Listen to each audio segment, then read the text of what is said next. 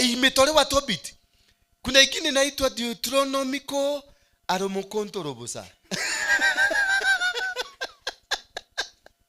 Na huyu mzee anajua. Na ni kamzee una dismiss. Huyo utakuwa tukirani show na every Tuesday. Rigira ingine tutatengeneza every Tuesday.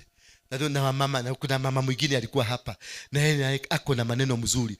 Ukikombine hiyo watu Kenya watafunguka.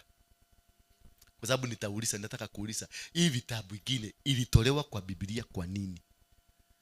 Yes, ilitolewa. Wewe unaweza kuniambia ilitolewa kwa nini? Huyo mwenye alitoa alikuwa na Mungu? Ama alikuwa kwa ofisi ya Mungu, ama alikuwa bodyguard ya Mungu ndio akuje atoe? Hizo vitabu tuulize zilitolewa kwa nini? Wakatoliki mnazisomaga. Mlitoa, nasikia nyinyi mlitoa. We have it. Na alafu tunaambiwa tunaenda biguni sisi zote. Na kuna vitabu